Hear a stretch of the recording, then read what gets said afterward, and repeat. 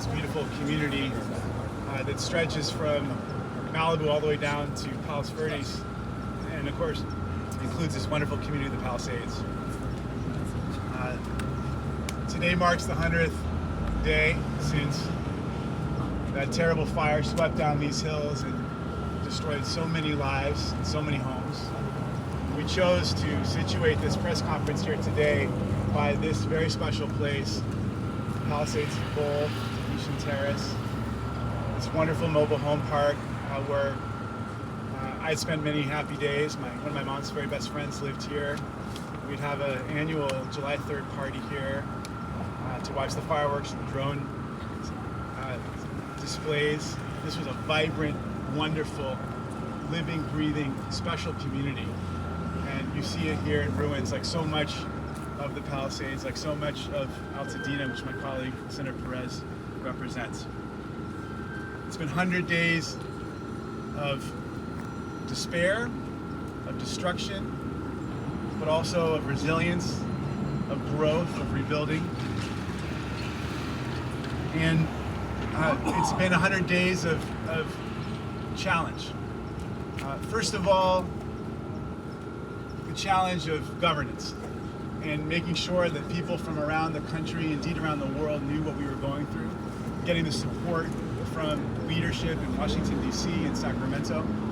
Each of us brought leaders from Congress, from the legislature, from the White House, from the governor's office, to these sites, to Altadena, to let them walk these streets, see the destruction, see what we had been through, see what our communities had suffered through. And we brought Republicans and Democrats alike to walk these streets with us. And we've seen a coming together.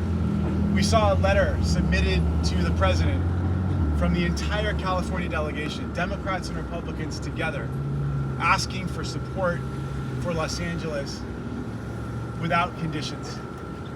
We saw the leadership of the Republican and Democratic leaders from the legislature come here and pledge support, and pledge solidarity.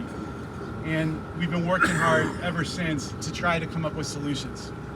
And there's been a lot of success so far. We saw our Red Cross team up with FEMA, state partners, local partners to create these disaster recovery centers, which created one-stop shop opportunities for victims of the fires to come and get all the assistance they needed, everything from getting new driver's licenses to getting all their questions answered about FEMA help, getting to meet with the Army Corps of Engineers to talk about the cleanup of their sites.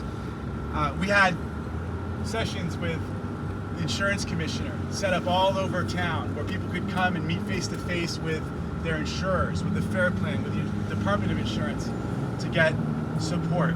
We've been working with our schools to make sure that they can get rebuilt, and that we have also transfer sites, that the school districts that take in kids who were displaced from the fires get the financial support that they need, but also that we get siting for schools. So just Pali High, for example, will be back in full swing at a reconstructed Sears department store in Santa Monica that's going to bring more than 2,000 students and teachers back together to resume their educational experience. There's been millions of dollars in grant funding distributed to thousands of impacted businesses and workers. The state put forward an initial $2.5 billion. Right after the fire, we just supported a whole new tranche of funding out of Prop 4 for wildfire resilience in our hillsides here just this last week. And we're on track to reopen the PCH next month, a massive relief for businesses that have been struggling with public access to the area. We're also working on so many areas relating to the recovery of our region, including helping our entertainment workforce through a modernized tax credit program for TV and film production. And so many of my friends here have been working with us on that effort as well. And we've just started the process of permitting. So the permits have already started going out for the rebuild of homes, which is just a really encouraging milestone, which we expect many more people to hit soon. So we've got lots to celebrate, but we know we have so much to do, so many challenges. And one of the things we're going to be talking about today is the efforts certainly underway right now to get legislation passed to fix all sorts of problems that have sprung up as a result of these fires that we know we need to get fixed.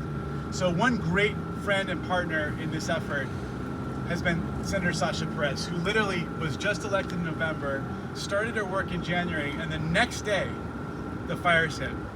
So she's been drinking from a proverbial fire hose, has been doing an extraordinary job, represents Pasadena, Altadena, and those hard-hit communities. And I just have to say how impressed I've been with her for the hard work she's put in, for the resilience and the heart and compassion that she showed to her community. She's been an incredible leader, and I want her to talk about some of the legislation she's working on in response to these fires. Senator Perez. Good afternoon, everyone. I'm Senator Sasha Renee Perez, and I represent the 25th Senate District, which includes Altadena, Pasadena, the San Gabriel Mountains, and all of the areas that were impacted by the Eden fires.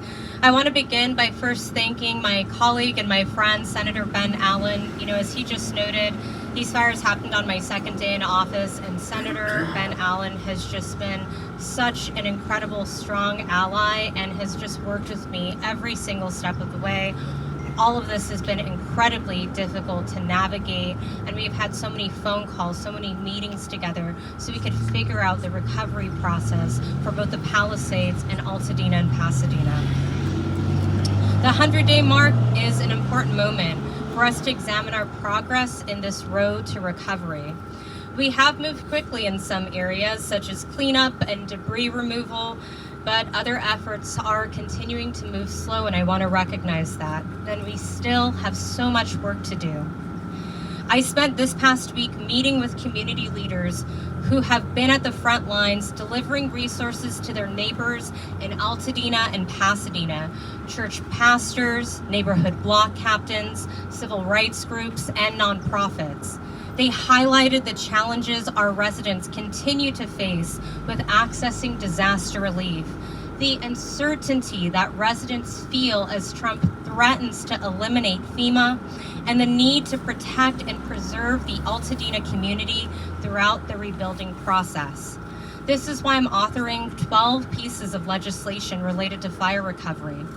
But today I'm going to talk with you about 3 of the bills that I'm working on. First and foremost, Senator Allen and I are joint authoring SB 610 that will provide greater protections for homeowners, tenants, and mobile home users.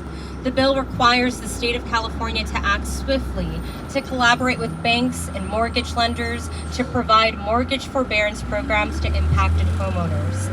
Additionally, the bill will clearly spell out the obligations of landlords and mobile home park owners during a state of emergency to clear toxic debris and ash and cap rent increases on mobile home parks for 12 months following a disaster. The second bill is SB 658, the Community Preservation Act. This legislation will support community preservation efforts in the Eden and Palisades communities by requiring LA County to develop a process where governments and nonprofit organizations can make known their intent to purchase properties in the fire areas. And property owners can choose to notify the county and nonprofits of their intent to sell property in fire areas. The goal here is to keep properties in local hands and groups who are committed to being good stewards of the community and not simply speculators or Wall Street firms looking to cash in on our disaster. Finally, I'm authoring SB 293, the Generational Homeowner Protection Act. This bill would allow LA County homeowners impacted by the wildfires to bring their property records up to date without penalty and reduce the immediate tax burden associated with property value reassessments.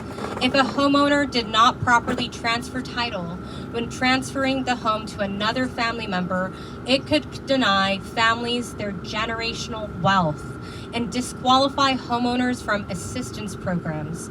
This legislation is desperately needed to allow families to recover and rebuild in a way that ensures communities like Altadena can maintain their identity and their culture. I want to thank County Assessor Jeffrey Prang for working on this legislation with my office to help homeowners avoid unexpected and added financial hardships. I want to make one thing very clear. Altadena is not for sale. As we mark day 100 since this tragedy, my colleagues and I will continue to work together, collaborate, and do everything in our power to help the Palisades and Eaton Fire victims recover. We will be working hard, whether it's day 100 or day 1000, to ensure we build back stronger than ever. Thank you all so much. Yes, that's Thank great. you so much, Senator. Thank you.